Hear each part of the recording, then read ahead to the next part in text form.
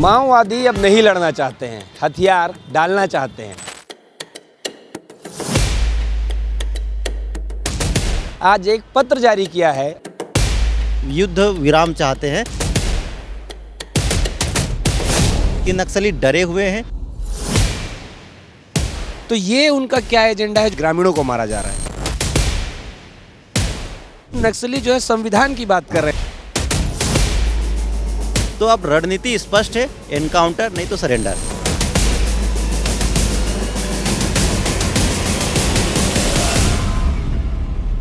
माओवादी अब नहीं लड़ना चाहते हैं, हथियार डालना चाहते हैं। ये मैं क्यों कह रहा हूँ? क्योंकि उन्होंने आज एक पत्र जारी किया है और सरकार से शांति वार्ता करने की बात कही है। तो उस पत्र में क्या है और उसके क्या मायने हैं, इन सभी पे बात करने के लिए हमारे साथ रवि हैं। इनसे हम बातचीत करते हैं और समझते हैं कि पत्र के मायने क्या क्या हैं। तो आज रवि, पत्र जारी किया है माओवादियों ने, क्या है इस पत्र के मायने? देखिए, नक्सलियों के सेंट्रल कमेटी के प्रवक्ता हैं अभय, उन्होंने पत्र जारी किया है 28 मार्च को, लेकिन आज वो सामने आया है और इस पत्र में उन्होंने कहा है कि वो युद्ध विराम चाहते हैं, वो हथियार डालना चाहते हैं। उनके पत्र का मूल मकसद जो एक लाइन में कहा जाए तो ये चाहते हैं, लेकिन इसके पीछे उन्होंने शर्त रखी है। कुछ शर्त क्या है कि ये जंगल से जवानों को वापस जाना होगा, नए कैंप नहीं लगाना होगा, मतलब सरकार को कैंप वापस लेना होगा। इसी शर्त पे वो वार्ता के लिए तैयार हैं और युद्ध विराम चाहते हैं। तो ये तो संभव नहीं है। विजय शर्मा आज ही प्रेस कॉन्फ्रेंस में कह चुके हैं, विस्तार न्यूज़ से बात करते हुए उन्होंने कह दिया है कि सरकार नक्सलियों के सामने नहीं झुकेगी, सरकार अपना अभियान जारी रखेगी, युद्ध विराम नहीं होगा, एनकाउंटर होते रहेंगे। तो ये मूल जो सारांश है यही है कि उन्होंने पत्र जारी किया, सरकार ने खारिज कर दिया। अगर नक्सलियों को बात करनी है तो आप सीधे व्हाट्सएप कॉल में आ जाइए, सीधा सरकार से संपर्क करिए, उन्होंने नंबर जो जारी किया है उसी नंबर पे बात करिए, तभी कुछ आगे बात बनेगी। और इस तरह के पत्र से कोई फ़ायदा नहीं है। लेकिन इस पत्र में बहुत कुछ जानकारी है जिस पर हम बात कर लेते हैं। बताइए, क्या क्या ऐसी जानकारी है जो जानने लायक है? देखिए, सबसे बड़ी बात तो उन्होंने एक स्वीकार किया कि उनके 400 नक्सली मारे गए हैं, उनके जो साथी हैं 400 लोग मारे गए हैं। तो ये बहुत बड़ा नुकसान है नक्सलियों के लिए, क्योंकि पहली बार हमने ऐसा देखा है कि गर्मी के मौसम में या किसी भी सीज़न में हमेशा नक्सली भारी पड़ते थे, जवानों को नुकसान होता था। लेकिन हमने देखा इस बार पिछले ये 12-13 महीने में कि नक्सलियों को नुकसान हुआ, उनके बड़े बड़े नक्सली मारे गए। तो एक अंदाज़ा नहीं, ये सही बात है कि नक्सली डरे हुए हैं, भाग रहे हैं, क्योंकि उनके बड़े लीडर मारे गए हैं। बड़े लीडर जैसे कि उनके जो प्रवक्ता मारे गए हैं, उनके जो बम बनाने वाले लोग मारे गए हैं, उनके जो मुठभेड़ के लिए प्लानिंग करने वाले लोग मारे गए हैं, उनके सीसी मेंबर चलपति मारा गया है, उनके जो स्टेट कमेटी के जो मेंबर हैं वो 8 लोग मारे गए, जिनके ऊपर 25 लाख से 50 लाख रुपए का इनाम था। मतलब उनका एक ऐसे लीडरशिप मारा गया है जिनके नेतृत्व में ही नक्सली संगठन छत्तीसगढ़ में काम करता था।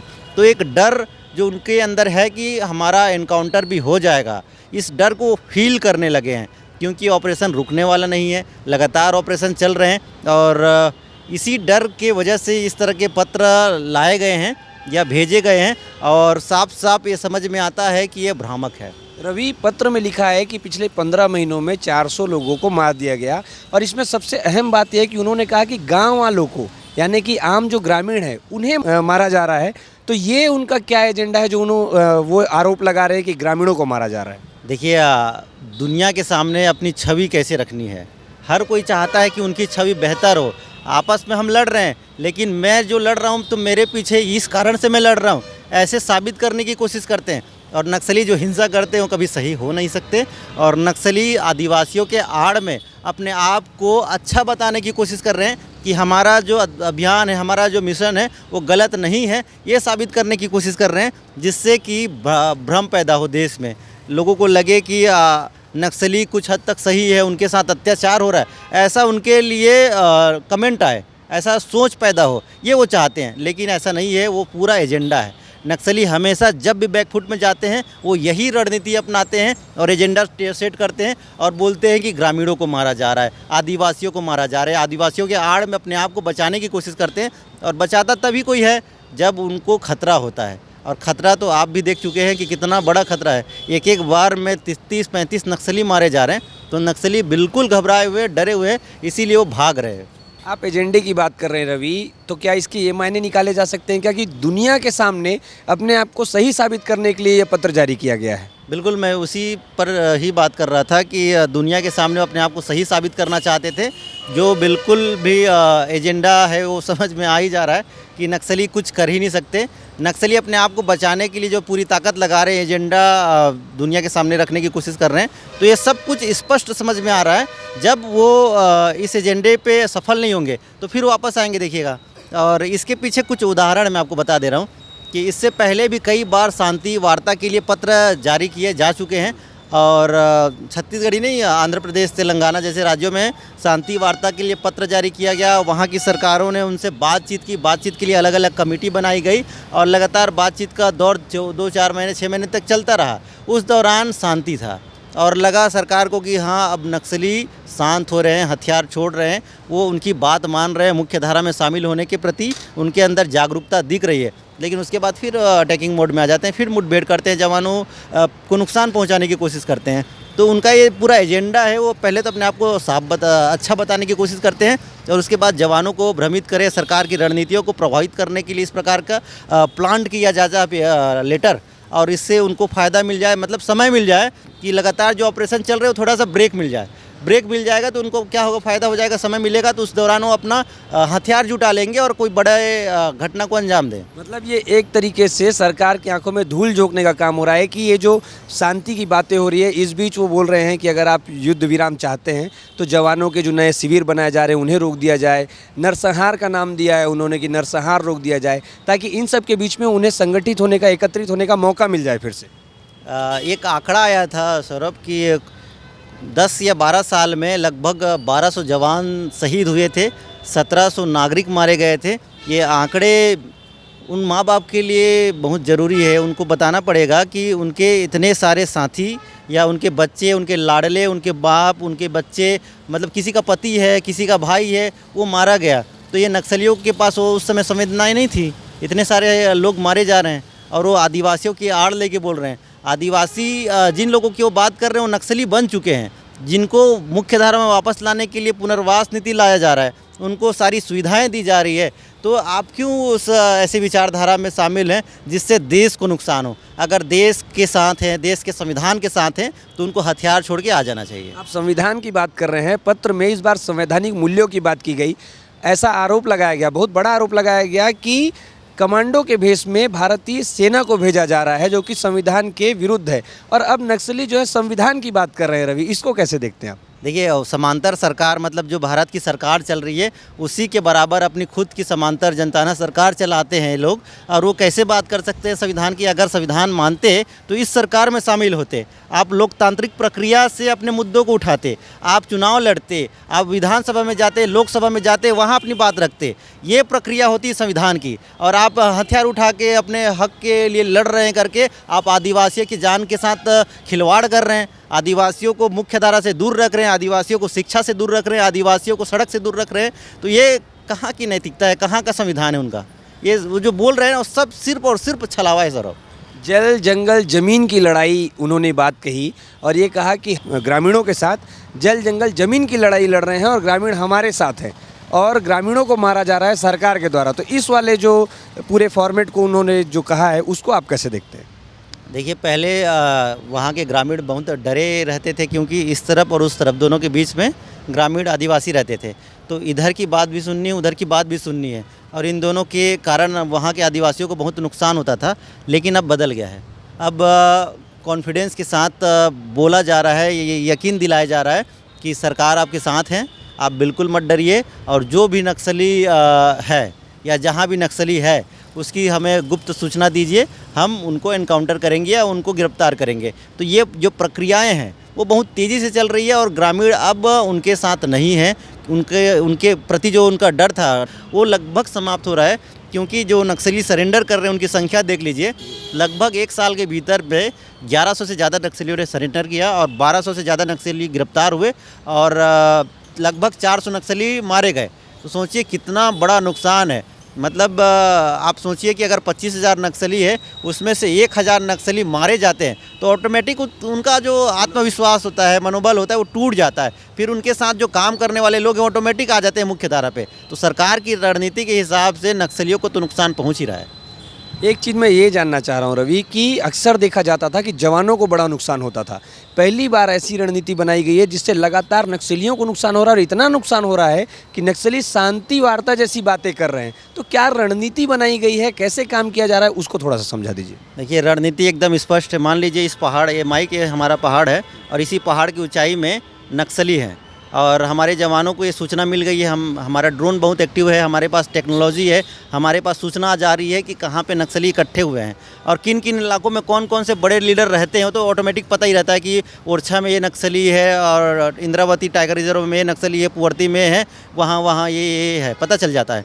तो जिस इलाके में उनकी मूवमेंट की जानकारी मिलती है तो जवान अब क्या ऑपरेशन करते हैं, दंतेवाड़ा से, बीजापुर से, नारायणपुर से, सब जगह से, सुकमा से, चारों तरफ से एक साथ आते हैं। इधर से 400 जवान, इधर से 400 जवान, इधर से 400, 1500, 1600, 500, 1000, 2500 जवान एक साथ ऑपरेशन करने आते हैं। चारों तरफ से घेर लेते हैं जिस पहाड़ी में रुके हैं और उसके बाद हर एक किलोमीटर के बाद आगे बढ़ते जाते हैं, ऐसे सिकुड़ते जाते हैं और लास्ट में जितने बचे रहते हैं वो सारे इनकाउंटर में मारे जाते हैं। कुछ समय पहले एक घटना हुआ था जिसमें कंपनी नंबर 6 की पूरी टीम ख़त्म हो गई थी। क्यों ख़त्म हो गई थी? क्योंकि वो भाग नहीं पाए। ऐसा ही घेरा बनाया गया था, इसी घेरे के कारण वो भाग नहीं पाए और सारे के सारे कंपनी नंबर 6 के नक्सली मारे गए थे। तो अब रणनीति स्पष्ट है, एनकाउंटर नहीं तो सरेंडर। सरेंडर करेंगे तो आपको पुनर्वास नीति का लाभ मिलेगा, सरेंडर नहीं करेंगे, हथियार उठाए रहेंगे तो एनकाउंटर होगा। बार बार बात कही जा रही है पुनर्वास नीति की कि आप मुख्य धारा में वापस लौटो, और अब जो बात आई है कि शांति वार्ता चाहते हैं, तो कैसी शांति वार्ता सरकार चाहती है कि नक्सली ये काम करे तो हम शांति वार्ता के लिए तैयार हों? देखिए, सरकार के तरफ से स्पष्ट कहा गया है कि युद्ध विराम नहीं होगा। अगर उनको शांति वार्ता चाहिए तो एक समिति बनाइए, अपनी एक समिति बनाइए, उस समिति के लोगों को मिलने के लिए हमारे पास लेके आइए। पहले क्या होता था कि सरकार वार्ता के लिए अपने लोगों को भी भेजने के लिए तैयार हो जाती थी, लेकिन सरकार ने स्पष्ट कह दिया है कि हम झुकेंगे नहीं, घुटने के बल नहीं आएंगे। अगर नक्सलियों को शांति वार्ता चाहिए, मतलब हम ताकत में हैं, अभी हम ताकत में हैं। उनको अगर सरेंडर करना है तो या उनको शांति वार्ता करना है, हथियार छोड़ना है, तो आप आइए या वीडियो कॉल करिए, व्हाट्सअप कॉल करिए और उसके बाद अपने परिस्थिति के बारे में बता दीजिए और आप हथियार छोड़ दीजिए, आप सरेंडर हो जाएंगे और आपको सारी योजनाओं का लाभ मिलेगा। एकदम स्पष्ट है। बिल्कुल। पत्र में एक लाइन कही गई है कि हम जो ग्रामीण हैं, निर्दोष ग्रामीण के सुख के लिए, उनको बचाने के लिए हम शांति वार्ता करने जा रहे हैं। तो यहाँ पर भी उन्होंने एक कार्ड खेला है कि अपने लिए नहीं, हम ग्रामीणों के लिए शांति वार्ता करना चाहते हैं। इसको कैसे देखते हैं? ये तो शांति वार्ता उनके लिए है क्योंकि 400 नक्सली मारे गए हैं। उनको पता है कि अगर कुछ भी ना करें, अगर वो अपने डिफेंसिव सिस्टम में आ गए, यहाँ पर वो लड़ने के मोड में नहीं है, वो अपने आप को बचाने के मोड में है। उनकी जो बड़ी बड़ी टुकड़ी होती है वो अब छोटी छोटी टुकड़ी में अब बढ़ के अपने आप को उनको बचाना है, क्योंकि उनके लीडर मारे गए हैं, उनके पास रणनीति बनाने वाले लोग नहीं हैं। उनके जो बड़े बड़े जो स्टेट कमेटी के मेंबर होते हैं वो अपने आप को बचाने की कोशिश में लगे हैं। तो इस कोशिश में वो चाहते हैं कि कुछ एक ऐसा ताश का पत्ता फेंक दिया जाए जिससे फोर्स डिस्टर्ब रहे, कुछ दिनों तक भ्रमित रहे, इससे उनको समय मिल जाए। समय मिलेगा तो उनके पास हथियार आ जाएगा। हथियार की जानकारी हमने दिया था कि उनके पास हथियार नहीं है, अब हथियार की कमी से जूझ रहे हैं नक्सली। हथियार नहीं कैसे लड़ेंगे? इतने 300-400 नक्सली मारे गए हैं, सभी का हथियार बरामद किया गया। इतने हथियार बरामद किए हैं। उनका जो फैक्ट्री था जहाँ पे वो लोग लॉन्चर बनाते थे, BGL लॉन्चर, ये जो रॉकेट लॉन्चर वगैरह होता है उनका देसी वाला, उस फैक्ट्री को पकड़ा जवानों ने, उसको डिफ्यूज़ किया गया। तो सोचिए कि उनके जो हथियार बनाने की फैक्ट्री ख़त्म हो जा रही है तो लड़ेंगे कैसे? बिना हथियार के लड़ नहीं सकते। इसीलिए वो समय चाहते हैं कि कुछ समय के लिए हम जवानों को भ्रमित कर दें और उसके बाद वो फिर से कमबैक करे। तो इनकी रणनीति सरकार स्पष्ट रूप से जानती है और हमारे जवान पूरी तरीके से समझते हैं कि हर बार का इनका यही कोशिश रहता है कि जवानों को भ्रमित करें और वो फिर से जब वापस आएँ 2-4 महीने बाद तो बड़ा अटैक करें। तो इसीलिए इस बार रुकने वाला नहीं है। अमित शाह आने वाले हैं, उससे पहले और बड़े बड़े इनकाउंटर हो सकते हैं। क्या लग रहा है रवि कि 2026 का जो डेट दिया गया है उसके कितना करीब है और कितनी सफलता हासिल कर रही है सरकार? देखिए, सभी नक्सलियों का एनकाउंटर तो संभव नहीं है क्योंकि बहुत बड़ी संख्या में नक्सली, लेकिन इतना तो तय है कि उनका आत्मबल टूट रहा है, मनोबल टूट रहा है, उनका आत्मविश्वास टूट रहा है। तो टूटने के साथ जो आप सरेंडर की संख्या देख रहे हैं, अगर 400 नक्सली मारे गए तो 1200 नक्सली गिरफ्तार हुए, 1100 नक्सली सरेंडर किए, तो ये आंकड़ा भी बढ़ने वाला है। अगर 1000 नक्सली मारे जाएंगे तो कम से कम 5000 नक्सली सरेंडर करेंगे। मतलब उनकी ताकत का जितनी घटेगी उतना उनके संगठन से जुड़े हुए लोग मुख्यधारा में जुड़ते जाएंगे। तो मुझे लगता है कि ये समय से पहले ही नक्सलवाद खत्म हो जाएगा। ठीक है रवि, बहुत बहुत धन्यवाद, आपने सारे मुद्दों को बहुत अच्छे से हमें समझाया।